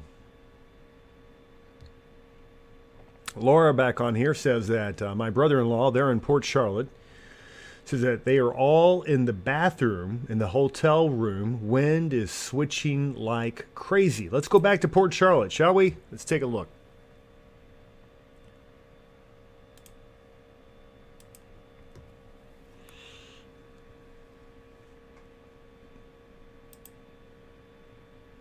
Yeah, Port Charlotte, right in the middle of that Eyewall. We were getting the images there from Bill E. at the bottom left hand of your screen, but I'm not seeing. Looks like he's losing some connectivity there. There you go. All right, let's take Bill E's picture. Maybe. Maybe not. There it is. And yeah, you've seen those stronger winds move through there for sure. For sure. Not seeing that. Not sure. I think he's pretty close to the bay, but obviously I don't think we're seeing storm surge flooding quite where he's at the moment. A lot of wind.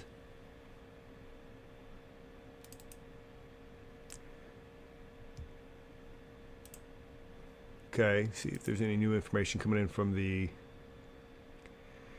Okay, so yeah, oh, it's official. It's official. Hurricane Ian makes landfall.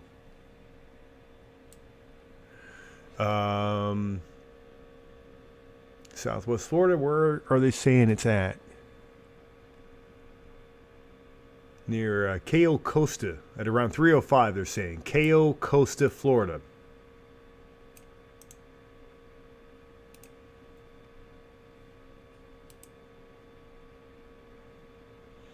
Okay, so they're actually gonna call that landfall on that barrier island, just actually on the outside of Pine Island. I'll show you what they're saying.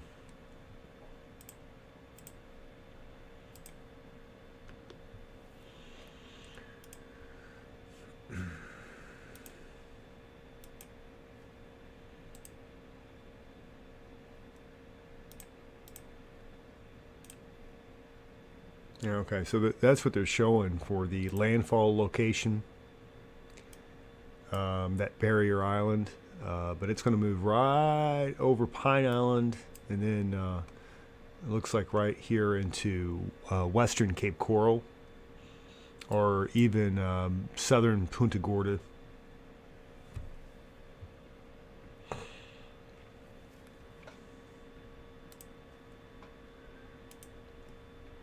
Okay, well, they're saying it's official, so official landfall has been made.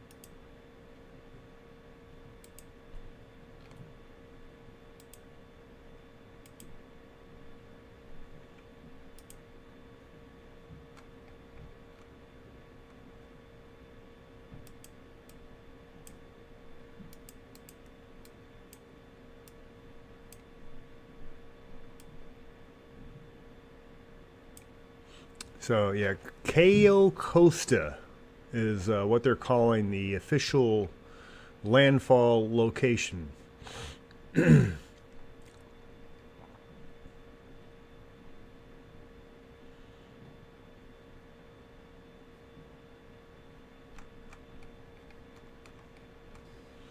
See if we got anything else coming in from the Weather Service and National Hurricane Center.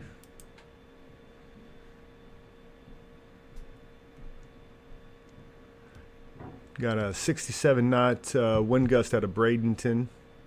That's about 75, 80 miles an hour. Not quite 80, about 75. So that's a hurricane force. And that's well removed from the center of that storm, by the way. Bradenton is well north.